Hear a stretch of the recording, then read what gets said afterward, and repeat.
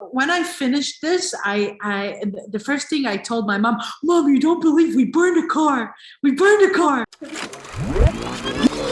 Motherfucking CEO. I'm gonna get no. I rise higher when they hit me low.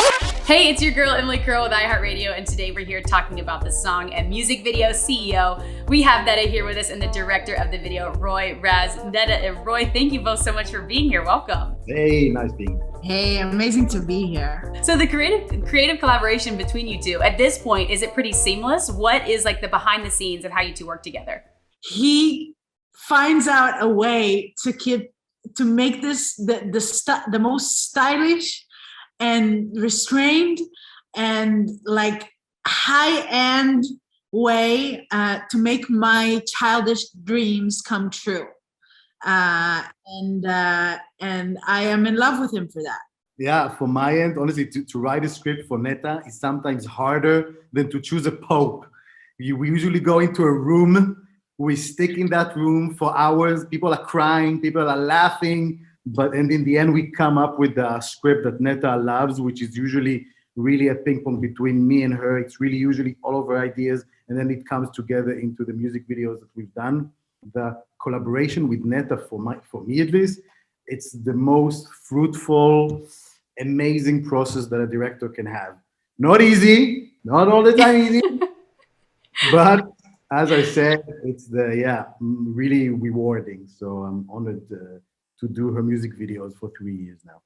Well, I mean, this makes sense, seeing you both together and like just the creative synergy between you two. So let's talk about CEO for a second. We're going to dive in. We're going to go frame by frame, talking about some key moments, of course, from the video. But before we get into that, you mentioned the creative that goes into it. For CEO specifically, how did the concept of the video come about in relation to the inspiration for the song? At first, there was like, I finished the song in the studio. I didn't even finish the song. It was a draft. It was like, we found out the lyrics, like that I'm a motherfucking CEO was there. Then for me, the song was born, and immediately, Roy, boom. And then we assembled the team in Roy's house. Which is a very, very lovely apartment. And I think he made pasta. I'm going to be very specific. You came back from Italy and you made spaghetti or something. Yeah, correct. Am I right? So love it. Everybody was on board on making me a CEO, a literal CEO, making an office themed video when I am wearing all these crazy CEO dominatrix looks and having all this crazy empowering moments, and it was a crazy night, and we felt like we were geniuses. And then we woke up, it was like, nah.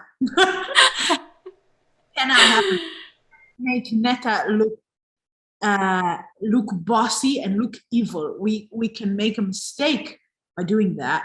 We had a great intuition by saying that, and then we cried, each and every one of us in our homes, and then we assembled again a week later. We thought about different ideas, and then we went home again and cried, and then with different. It is a couples therapy up until the moment that we were thinking. What is it? What is CEO? What are you trying to say? If you're not the CEO, then what are you? What happens? So we thought about a scene, how it would be amazing if we can see an office and we can see me quit my job, start my own company. It was an analogy to what happens in my mind. We went further and we thought, what if it happens inside my brain? When like a little neuron starts and decides to quit my job, to quit everything. A lot of ideas after that. That was eventually the video. That's a perfect segue. I think we jump into that first frame and we start at the beginning, because we jump right in and we see a holographic Netta, right? So we see this moment, and now sort of knowing, that's you're inside your brain, you're making these choices. Set the scene for me here. Why open on this? And how did you want this to sort of set the tone for the video? We wanted people to feel that everything is happening in my mind, everything is happening in my brain. Like all of the people inside the diner that we're gonna see are neurons that are gonna be infected with the idea of changing everything. Like, have you had this certain moment that you have, okay, why do I have to like to suffer this? Why do I deserve this? And like something is starting to ignite in your head and then you explode. And it's like, it's a little seed of an idea that that is growing and growing. And this is what we were trying to create. But we obviously couldn't make like a whole brain ceiling like we wanted it to happen, but obviously, you know, when reality meets my dreams, we created this head with great people that created it, and we get exactly into my mind. And then Roy, for you logistically, how involved were you in this? Like, I'm guessing this was all post-production, this holographic scene. Walk me through the behind the scenes, the production process of this one. Sure, because as Netta says, the premise of the whole thing was that every decision that you do, whether you're laughing, you're screaming, you're quitting your job, it's like a domino effect. Something happens that makes everything sort of evoke into life. And when we had this idea, then everything came CEOs that you saw. And then I really wanted with Netta as well that I do believe in all of the music videos that I've done with Netta and other artists as well, that the first 5-6 seconds are the most important one, because you need to see something that you're like, oh fuck, I want to see this. I want to see how it follows through. And we thought of like, how do we start with something that gives you like, I'm curious now. I don't know, is it The Matrix, Squid Games, what's going on here? I'm not 100% sure. By the way, fun fact, I'm getting a lot of like comments like, oh, this is like Squid Game sort of a vibe, but we shot this almost like 8 months ago.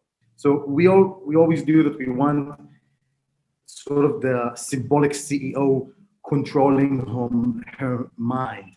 And because we also did in the first music video, Netta did together, Basa Sababa, also a big head. I'm not sure if you saw that video. We sort of wanted to reference to that as well. So as Netta said, we thought of maybe having a brain, and then it sort of evolved, understanding it will be a huge sort of a matrix of digits of 978 creating Netta's mind. And regarding the logistic, yeah, everything is CGI. The actor had a point that he knew where he's looking at, lit the wall in that manner. We shot in a market. On daytime, it's a market that people sell fish and meat. And at 6 p.m., they close it. And we came in, and we had like 12 hours from 6 p.m. to 12 a.m. to evacuate the place. So we made that market that sells fresh food into this laboratory, which is Netta's brain, basically. There's so many dance sequences we have to get into. Netta, I'm so impressed. And we're going to go into that in a second. Let's jump into our next scene, because we mentioned this. The 978 girl, we're obviously going to touch on 978 too. We see the first setup. Okay, so walk me through this set logistically. Where was this one? How was it built? How'd you land on this one? So basically, this was all built in a studio. The moment we understand the evolution that me and Netta and the entire team did, as she said, we started, is it a real office? And then we said, it's too simple. I'm a motherfucking CEO in an office. And then we sort of evolved the idea and talking about the love that Netta has for junk food, basically, as far as I remember. And then it all sort of came from that. And also the understanding of that when we started debating that everybody is a CEO, whether you're the cashier or the CEO of Facebook, whatever. And then we came sort of to that idea. And logistically, yeah, as I said, all built from scratch in a studio, everything, also the special effect that you can see things are blowing up, all done on camera, enhanced a little bit in post-production, but it was all shot with timing. Also, when you see Netta on the floor, we built a device for her, and she didn't want to use it. And you see her really dragging herself on the floor, because I was like, listen, girl, let's make it easy on you. We have this device, you'll never see the wheels. And she did one take, and they're like, that's rubbish. No, I want to do it for real. I want to be dragged on the floor. And She just did it. I mean, Netta, insane. Walk me through this. Walk me through this moment. Seriously, I have worked for this video the hardest that I've ever worked for something my entire life. When we thought about this concept of driving people into something and screaming that you are the CEO, yet not being evil and powerful, and I wanted to be like everybody else. I wanted to dance like everybody. I wanted not for me to make a movement and then like Roy said, the domino effect, like everybody falls in line. I wanted to be the Che Guevara of this. I wanted to call everybody for action. So I flew to LA to work with an amazing choreographer called Eden Chaptai. And we started working. We started investigating the surface. And when I am in love with the floor. I am a very person. And between takes and between like I really needed to lie. I really like to lie down and rest, like in the studio. And but on the floor specifically. In the dance studio. So like Eden, she tried to pull me, and so I to pull me up to dance again. And then it happened.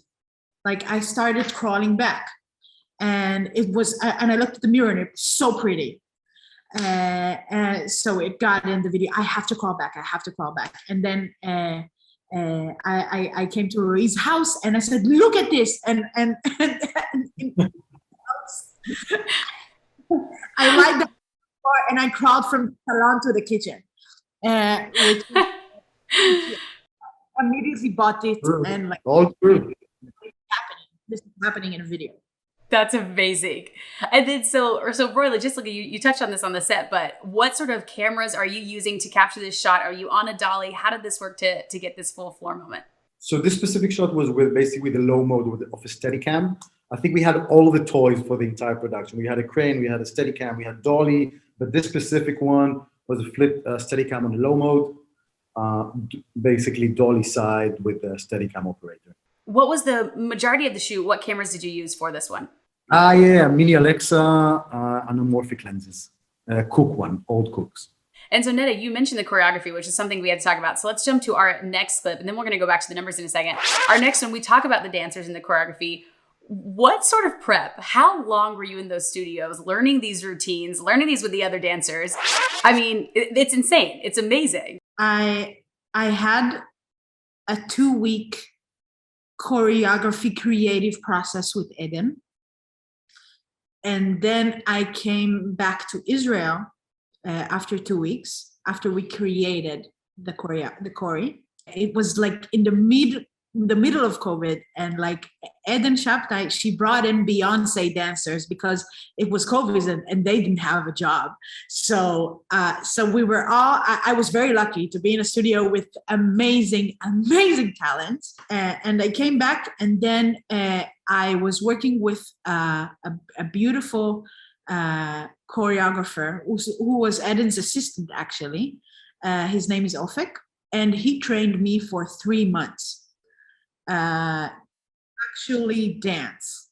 I have this inner groove, like the inner natural groove, but yeah. I am for every choreographer that has ever worked with me, because I have like disorientation in the space. I do not know where is the right or where is the left. Like when he needs to tell me where to look, he just points, because I wouldn't get it. I wouldn't get right or left. It's like gigantic difficulty, and every time I reach this wall of not succeeding, I come back to the little girl that has been thrown out of dance class, or has been thrown to the back, rather because she's fat or she's slow or she doesn't know. I go back to that. So imagine how hard it is for me in the studio and how hard it was for the choreographers, for every choreographer since then, to work with me. So I want to thank this like specific moment to Eden and Ofek. So we worked for 3 months, and then Ofek flew to Kiev to work with the dancers there for 2 days, and then I came and we worked for another 3 days, and then we shot for 26 hours straight. 26 hours straight is insane. Right. So what, I mean, how? Like, just how? Were you just like adrenaline and you're just, how many takes did it take? Like, was it just, did it mean to be 26 hours? Like, was that always the plan? I actually called a bodybuilder before the video for him to advise me what should I eat in order to keep myself awake and constantly dancing for 26 hours straight. And I'm not a very like fitness enthusiast girl. I do not like to work out. The gym and me are not very friendly with each other. I really like dancing, and I really like moving, and I really like to be active. So I called him and I asked him what should I do? And he said, well, you're going to burn a lot of calories, so you're going to have to eat a lot of carbs. And I said, really? But gluten makes you weak. So you have to eat only rice and avocado, which is a lot of fat, and like drink like a bucket of Gatorade because you need electrolytes back. And now another big thing that we need to talk about, let's jump to our next frame here, is 978, right? We see it in the lyrics, gas 978, grill 978. 978 is big. Netta, walk me through, what is 978? What does that mean for you? It has come randomly to me in a form of a phone number that I got from the phone company. My mother taught me that I need to sing the numbers in order to remember them, so everybody in the family has a jingle. So I started singing it like 978, 978, 978, 978, 978, and I called my producer and I said, listen to this number, 978, 978, 978, 978. It sounded like an Osho trance. I don't know what happened, but I became obsessed with these numbers, and I didn't know why. I didn't understand. I didn't get it, and I do believe that everything has a reason. It's not just happening. I'm a very spiritual person. We looked it up, and we found that in the tarot practice, there's an angel number, which is 978, and it signifies losing and gaining control. 7 is an unstoppable force. 8 is perfection, and 9 is crisis, which creates an inevitable cycle of building and making decisions and falling. So we decided we are going for it. Now we have a few more frames that we need to jump into. So let's go ahead and jump to our next one. I want to talk a little bit about this scene. And Roy, let's kick it off with you. Specifically, going back to the tunnel, we see a lot of diagrams, a lot of cool things. I'm guessing this was all obviously added in post. What did that post-production process look like for the video? So the moment, again, the whole purpose of the video was inside of her mind, and everything was a part of the 978 digits, everything like a matrix of ideas. So we will always think of locations and set that can contribute to that idea. So actually the tunnel that you see right now is actually a relocation, which is in the outskirts of Ukraine. It's like an old airplane factory from the Soviet time, basically. And this factory, they used to do like tests or something for pilots. I'm not 100% sure. So we extended this tunnel in post-production. It was half the size that you see in the final result. And all the digits that were added on in post-production was, again, it was a whole process approved with Netta and her team about how the digits should look. Is it like more like a 80s vibe, 70s vibe, modern vibe, and everything, as you can see in the entire video, is similar to that graphics. So yeah, the process of the post-production, like in all of our music videos, is quite extensive and long. This one took, if I'm not mistaken, like 8 to 10 weeks minimum, if I'm not mistaken. CGI, motion graphics, building the CGI head that you saw in the beginning, also made out of digits and graphics, had so many reruns. We had so many options, basically, till we got to the one that we all approved and liked. Same goes with the motion graphic in this scene with the tunnel, till we got to the right numbers and how it looks. And I'm not sure if it's noticeable, but everything starts green, and the moment something sort of evokes and sort of crumbles, it becomes more reddish, pinkish. So it started green, and then the entire, her head and the tunnel, the moment you have the mosquito biting her head, comes to code red and basically becomes more pinkish. I'm glad you mentioned that. Our next frame, the mosquito. We were going back and forth. So is this a mosquito? And why creatively choose a mosquito? So as it says sometimes about, I think there's a sentence, at least in Hebrew, the gun in the first act, something like that. When you see the pictures of Netta, Employee of the Month, in the McDonald's sort of a restaurant, there's a small hint of a mosquito, basically. We wanted to something that evokes the neurons that sort of makes her quit her job. Instead of just showing it, instead of just saying it, how can we portray it visually? And then it sort of evolved. This was something that was brought up during the post-production. It's nothing that we thought of before. And then we did the post-production process. Why her mind becoming from green to purpley? Why does she get more pissed and things are starting to crumble? And then the idea of the mosquito sort of came into mind, sort of like this digital mosquitoes that create this glitch in her mind. Instead of a glitch just happening, basically it's sort of like while he's doing what he's doing, brings the virus into her mind that makes everything sort of green to pinkish. No, we actually have one more frame for you all that I want to talk about, because this to me is the scene to end all scenes. I mean, the fire in the background, the dance, the floor. And Netta, kick me off with this, because for one, all I can think about was like, it has to be hot in this room. Was that car actually on fire? It was actually 4 or 6 a.m. at that point. It was getting late and it was getting cold as well.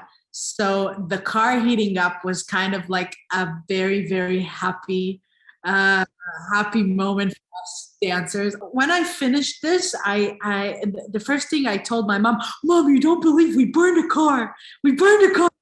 It was so much fun to shoot this, and was so much, we needed a certain amount of energy, and the screams in the room by everybody watching the monitor was so exhilarating. And this was like the moment I've been working for this entire time. How many times did you guys shoot this scene in particular? So actually this specific scene, we didn't shoot like gazillion times because, as I said, this was a market. It is a market. And there was a lot of restrictions of how much we can do the fire in it. So of course we did quite a lot of takes, but the thing is, before, I remember like telling Netta, we cannot do like 3 hours. And again, it was like already 2, 3 a.m. And the amazing thing is I was like, because that's basically the money shot from the fire, but more importantly, all the dancers, the choreo that she worked so hard. And I was like, oh God, please make it like good on the first time. And God was with us, whether it's the numbers 9, 7, 8 and what they mean, but that girl and those dancers brought it. And I was like, after the first take, this cannot get any better than that. And of course we did more takes and it did get better, but it was so amazing already from the beginning. Such an incredible video, an incredible shot. And I love now seeing what went on behind the scenes between both of you. Well, Netta and Roy, thank you both so much again for being here, and congratulations. Of course, this is our frame by frame for everyone watching on iHeartRadio. Make sure you stream and watch CEO, the music video, out now. Again, thank you both, and hopefully we'll see you again very soon. Thank you so much.